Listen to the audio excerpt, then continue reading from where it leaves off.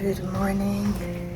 It's the next morning and I am heading out for a coffee and just a quick walk near the river, and then I'll be coming back. I'm already packed and we'll be on our way to our next destination.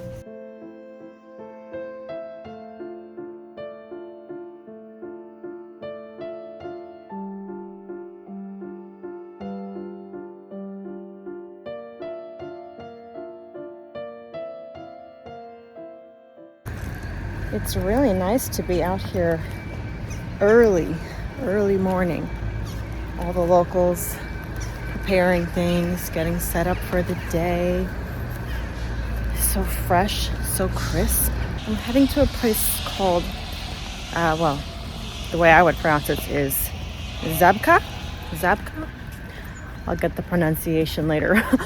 But it's kind of, basically it's their convenience store, like their bodega.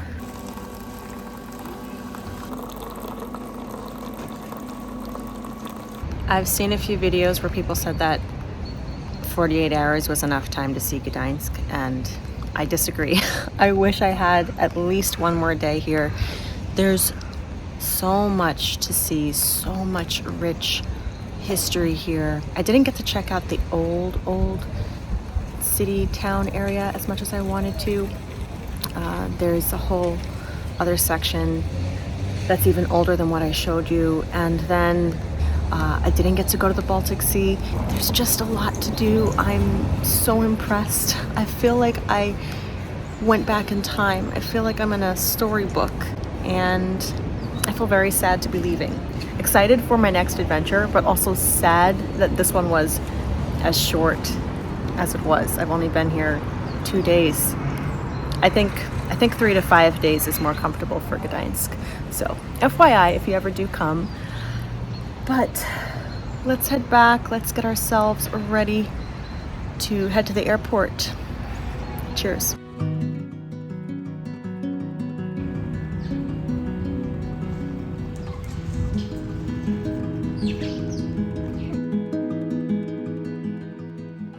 I was so busy exploring the city that I didn't actually come out here until right now as I'm leaving. And it's so beautiful. Oh, I love it. Next time I will probably, spend half a day here.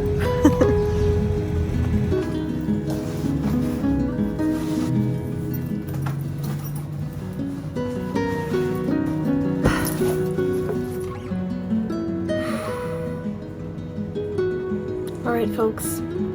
See you in London.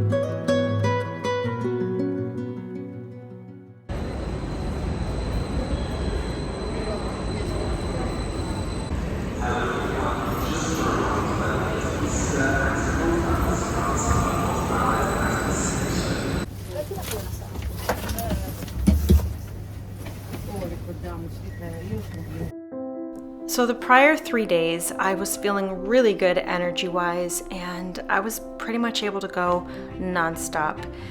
But at this point, I think because of how busy I was prior and all of the different traveling and carrying around hefty luggage, on this train ride from the airport to my hotel in London, it just hit me and I was utterly exhausted.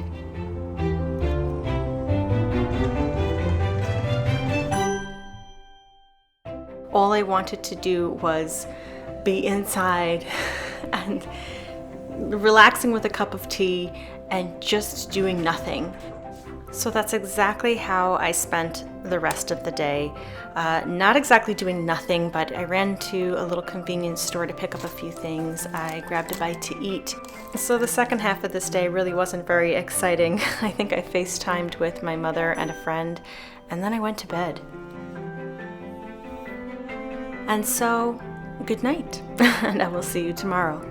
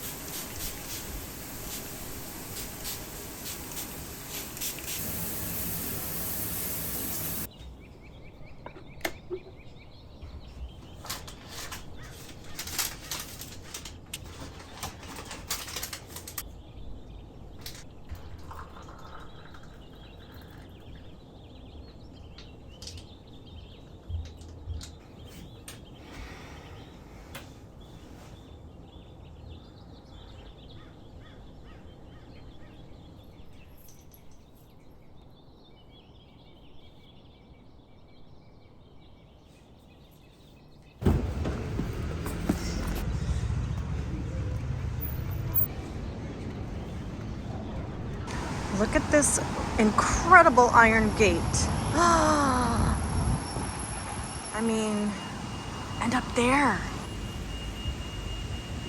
So beautiful.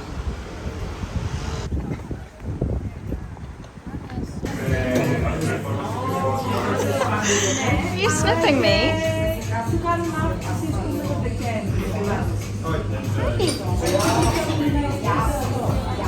You look like the perfect British dog. Doing that.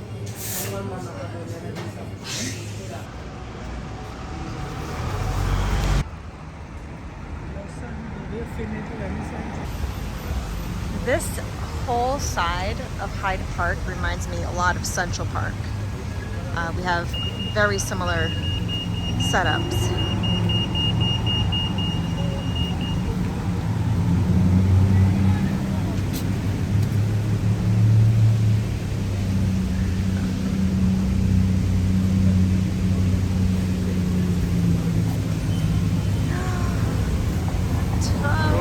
Signs in London. We've got more of little magnets as well, small size. Oh yeah? You see a big one, we've also got it in the magnets. Oh, okay. And like the Tipsy Toad, we've got Wait, is fridge magnet as well. Yeah, is the Tipsy Toad the same as the Wind in the Willows? Yeah, it's the one. It's the one? The Oh one. my gosh! Toad is Toad Hall. So fun, I love that. And that's the famous pub in Mayfair.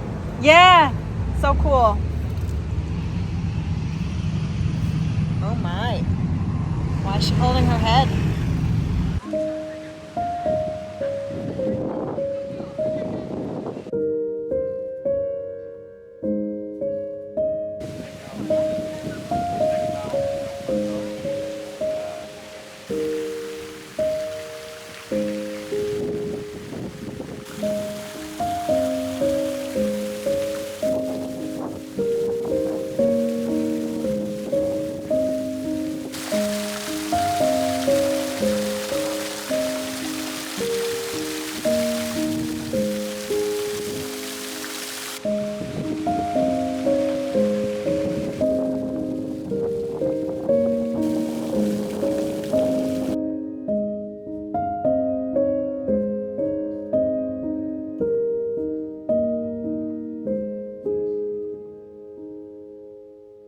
There's a lot of pros and cons to traveling solo, I guess for any way of travel.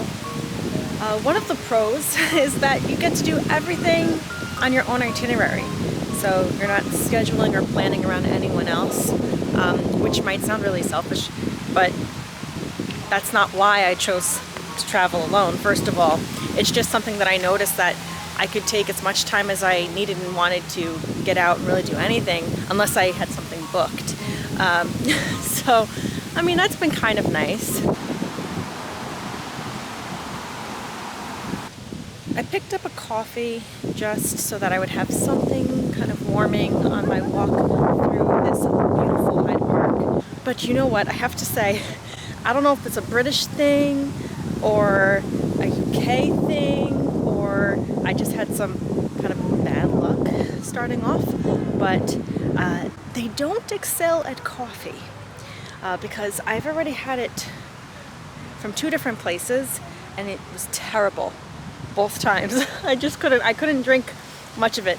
Thankfully I only get the smalls, well, whatever their normal size is, and they're kind of small, at least compared to American coffees. I actually really appreciate that they don't give you massive things to drink. I mean, when you drink your calories, you're asking for trouble. But yeah, they were bad anyway. So I threw that out. However, it is the afternoon, and we know what that means since I am here, even at home, but I'm so excited. We're going to get some afternoon tea. But in the meantime, rather than following the walking directions, which would take me the whole sidewalk along the streets, I decided, why not go through the park? Why not experience as much as I can of all the details and not try to get there quickly? I don't care if it takes me an hour to get to my destinations. I'm relaxed. I'm just very warm because it is very breezy, mid-60s. It feels 100% like autumn.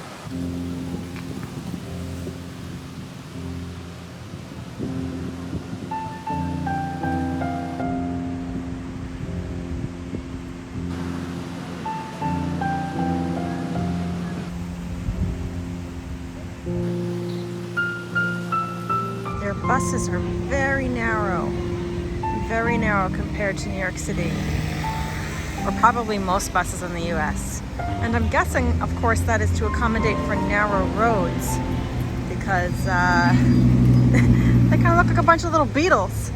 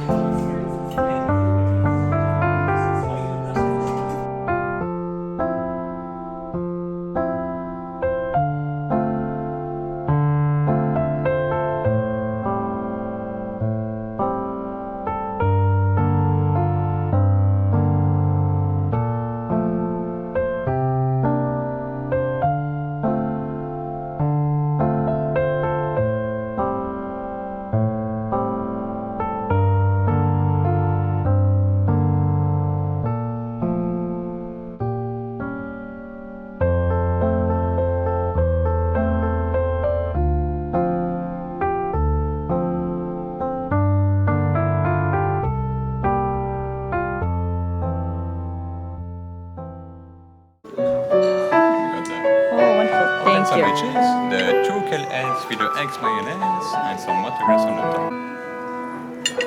Please.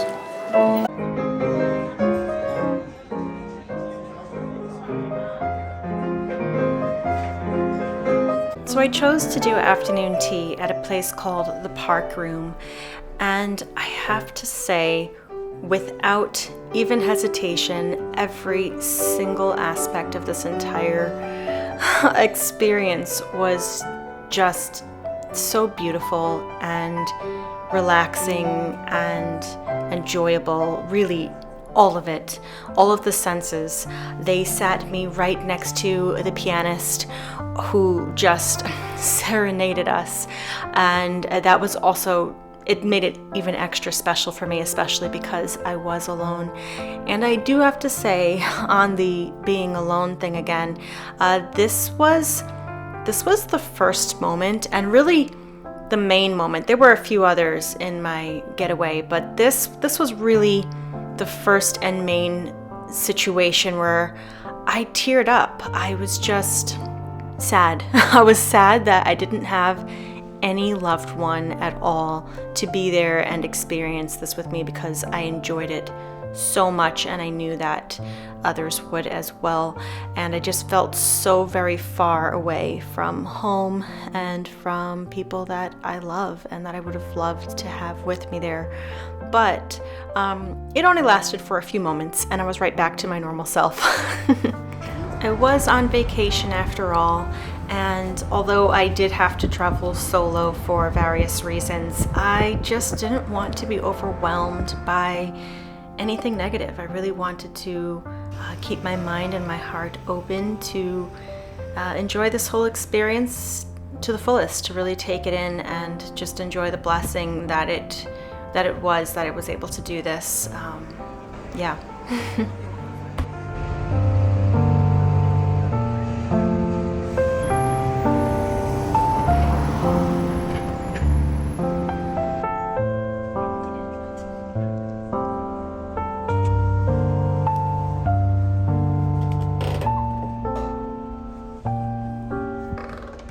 After walking around for about an hour or so in the brisk evening air, I stopped in for a drink at the restaurant lounge area of a hotel called the Grand Royale.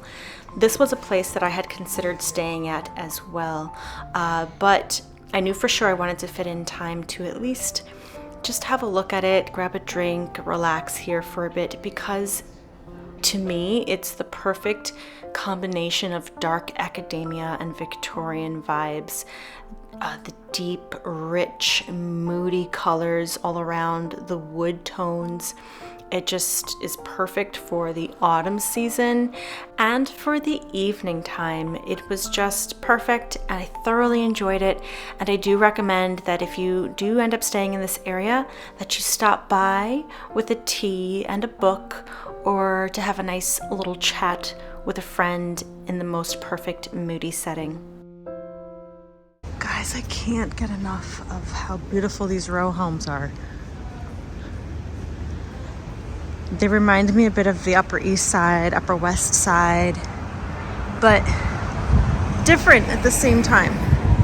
And so much beautiful greenery and iron gates, fences.